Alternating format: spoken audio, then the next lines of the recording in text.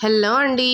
Welcome to Bindu vlogs. అందరూ ఎలా ఉన్నారు? నేనైతే చాలా బాగున్నానండి. మీరు బాగుండాలని కోరుకుంటూ ఈరోజు వ్లాగ్ని అయితే స్టార్ట్ చేసేద్దాం. ఈరోజు వ్లాగ్లో నేనైతే ఒక టేస్టీ రెసిపీ అయితే షేర్ చేసుకుంటున్నానండి. సో వీడియో ఎక్కడా కూడా స్కిప్ చేయకుండా చూడండి. వీడియో నచ్చినట్లయితే లైక్ చేయండి. కొత్త వాళ్ళు సబ్స్క్రైబ్ చేసేసుకోండి. ఈరోజు రెసిపీ అయితే ఎగ్ ఫ్రై అండి. ఎగ్ ఫ్రై బాయిల్డ్ ఎగ్స్తో ఎలా చేయాలి అని చెప్పి నేనైతే మీతో షేర్ చేస్తున్నాను అనమాట. చాలా టేస్టీగా ఉంటుంది, చాలా యమ్మీగా ఉంటుంది. అండ్ పిల్లలకి కూడా నార్మల్ ఇలా వైట్ ఎగ్స్ ప్రతిసారి పెట్టి పెట్టి బోర్ కొట్టేస్తుంది కదా, వాళ్ళు తిని తిని బోర్ కొట్టేస్తుంది కదా. సో అందుకని చెప్పి ఇలా అయితే ట్రై చేయండి. అండ్ వాళ్ళకు కూడా చాలా ఇంట్రెస్టింగ్గా ఉంటుంది. అండ్ మనకు కూడా చాలా తక్కువ టైంలోనే చాలా క్విక్గా అయితే చేసేసుకోవచ్చు. సో ఆ రెసిపీ చేసుకోవడానికి ఇలాగా నేనైతే ఒక 5 బాయిల్డ్ ఎగ్స్ అయితే తీసేసుకున్నానండి. మీరు కూడా మంచిగా బాయిల్ చేసేసుకొని ఇలాగా పైన ఉంటుంది కదా, అదంతా అయితే రిమూవ్ చేసేసుకొని ఓన్లీ ఎగ్స్ మాత్రమే పక్కకి తీసేసుకొని పెట్టేసుకోండి. అండ్ ఎగ్ షెల్ త్వరగా రిమూవ్ అయిపోవాలి అనుకుంటే ఎగ్స్ బాయిల్ చేసేటప్పుడే మనం అందులో ఒక ½ టేబుల్ స్పూన్ సాల్ట్ యాడ్ చేసామంటే ఆ వాటర్లో ఇలా చాలా క్విక్గా అయితే వచ్చేస్తుందండి. అండ్ అలాగే మనము బాయిల్ చేసేసి హాట్ వాటర్ పెట్టుకొని ఉంటాం కదా, అందులో ఉండే హాట్ వాటర్ అంతా కూడా తీసేసి జస్ట్ నార్మల్ వాటర్ ఉంటుంది కదా, ఆ వాటర్ అయితే యాడ్ చేసేసి జస్ట్ ఒక 2 మినిట్స్ పెట్టామంటే ఇలాగా తర్వాత ఈజీగా వచ్చేస్తుందండి. చాలా క్విక్గా అయితే తీసేసుకోవచ్చు. కొంతమంది ఇది తీయడానికి కూడా చాలా కష్టపడుతూ ఉంటారు. సో అలాంటి వాళ్ళ కోసం అయితే నేను ఒక మంచి టిప్ అయితే షేర్ చేశాను. అండ్ ఈ రెసిపీ అయితే మనము నార్మల్ సాంబార్ రైస్కి కానీ లేదంటే పప్పు ఏదైనా సరే చేసుకున్నప్పుడు నార్మల్ రసం ఒక్కటే ఉన్నా కూడా ఇదైతే మంచిగా సైడ్ డిష్ లాగా ఉంటుందన్నమాట. చాలా బాగుంటుంది. సో సాంబార్కి వీటికైతే రసంకి అయితే చాలా మంచి కాంబినేషన్ అనమాట. ఇంట్లో ఏమీ లేనప్పుడు ఓన్లీ ఎగ్స్తోనే మనమైతే ఇలా సింపుల్గా చేసేసుకోవచ్చు. సో ఇలా అయితే నేను బాయిల్ చేసేసి పైన ఉన్న షెల్ మొత్తం అయితే రిమూవ్ చేసేసుకున్నాను కదా.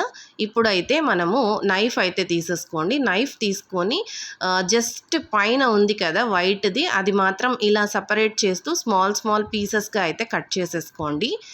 ఎగ్ వైట్ మాత్రమే అలా స్మాల్గా కట్ చేసేసి లోపల ఎల్లో పార్ట్ ఉంటుంది కదా అండి, బాల్ లాగా, దాన్ని అయితే అలానే పెట్టేసుకోండి. దాన్ని అయితే ఏం టచ్ చేయొద్దండి. అండ్ వైట్ మాత్రం ఇలా స్మాల్ పీసెస్గా అయితే కట్ చేసేసుకోండి.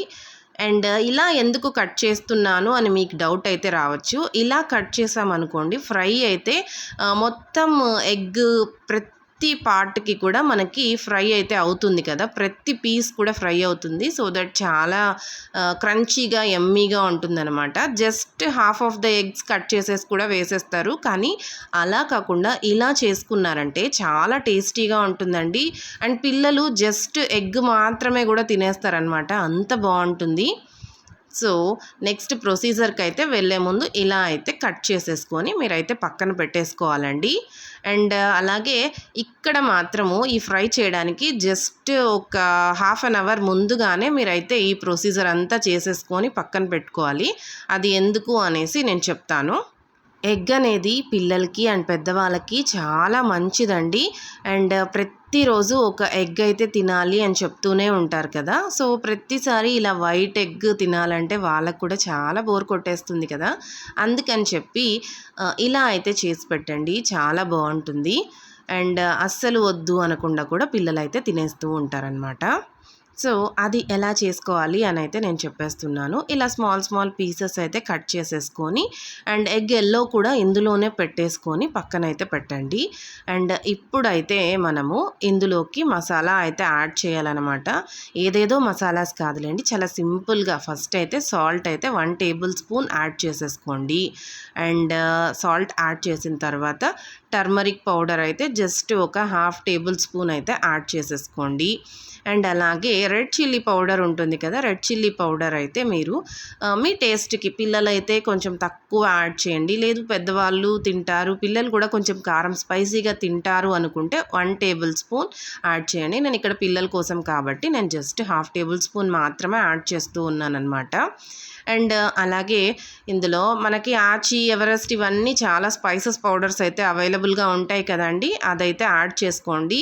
ఎందుకు అంటే కొంచెం టేస్టీ ఫ్లేవర్ ఫ్లేవర్ అయితే వస్తుందన్నమాట, చాలా బాగుంటుంది.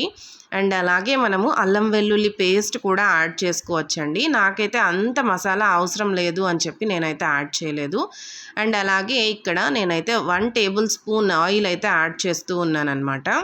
సో 1 టేబుల్ స్పూన్ యాడ్ చేసేసుకొని ఇలా అంతా మంచిగా అయితే మిక్స్ చేసేసుకోండి. మొత్తం అయితే చాలా మంచిగా మిక్స్ అయిపోవాలండి. ప్రతి పీస్కి కూడా మంచిగా ఈ మసాలా అంతా పట్టేసేలాగా ఇలా అయితే అంటూ ఉండండి. అండ్ నేను ఇక్కడ హ్యాండ్ అయితే యూజ్ చేయలేదు. ఎందుకు హ్యాండ్ యూజ్ చేయలేదంటే, మనం హ్యాండ్ యూజ్ చేస్తే ఎల్లోది ఉంది కదా, ఎల్లో పార్ట్ అదైతే మొత్తము క్లమ్జీగా అయిపోయి మిక్స్ అయిపోతుంది అనమాట. అలా కాకూడదని చెప్పి నేనైతే ఇలాగా యాడ్ చేశాను. అండ్ అలాగా మిక్స్ చేశాను అనమాట. వితౌట్ హ్యాండ్ ఇలా అయితే మిక్స్ చేసేసుకోండి. అండ్ అలాగే కొంచెం కరివేపాకు అయితే యాడ్ చేయండి.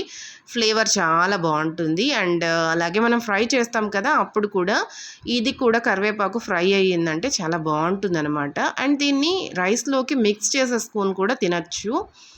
సో ఇలా అయితే చేసేసుకొని ఒక హాఫ్ అన్ అవర్ అయితే పక్కకి పెట్టేసుకోండి. ఇప్పుడైతే మెయిన్ ప్రొసీజర్లోకి వచ్చేద్దాం. ఒక ఫ్రై ప్యాన్ అయితే తీసేసుకొని స్టవ్ అయితే ఆన్ చేసేసుకోండి. అండ్ అలాగే ప్యాన్ హీట్ అయిన తర్వాత ఆయిల్ అయితే యాడ్ చేయండి. నేను ఆల్రెడీ చెప్పాను కదా ఫ్రై అని చెప్పి. సో మీరైతే ఇక్కడ 2 to 3 టేబుల్ స్పూన్ ఆయిల్ అయితే యాడ్ చేసేసుకోండి.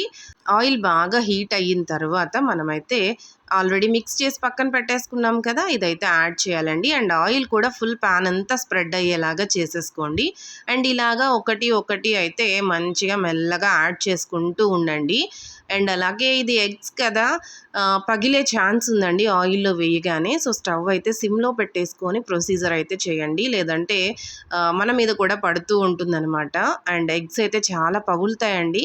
సో చూసుకొని అయితే జాగ్రత్తగా అయితే చేసేటప్పుడు చూసుకోండి. అండ్ ఇలా మొత్తం అయితే యాడ్ చేసేసి, చూసారా నేను సిమ్లో పెట్టేశాను, మీకు చెప్పడానికి ఇలా చూపించాను అనమాట. ఇలా పెట్టేసుకొని మంచిగా అయితే మిక్స్ చేసేసుకోండి. ఒక 5 to 10 మినిట్స్ అయితే మంచిగా ఫ్రై అయిపోవాలి. ఇదంతా కొంచెం పచ్చిగా ఉంటుంది కదా మసాలా, అదంతా కూడా మంచిగా ఫ్రై అయిపోవాలి. సో చూసారా, మీరు ఇంకా కావాలన్నా కరివేపాకు వేసుకోవచ్చు ఇక్కడ. అండ్ అలాగే పచ్చిమిర్చి కూడా కట్ చేసేసుకొని ఇక్కడ యాడ్ చేసుకోవచ్చండి. ఆ ఫ్రేగ్రెన్స్ కూడా చాలా బాగుంటుంది, ఫ్లేవర్ అండ్ ఫ్రేగ్రెన్స్.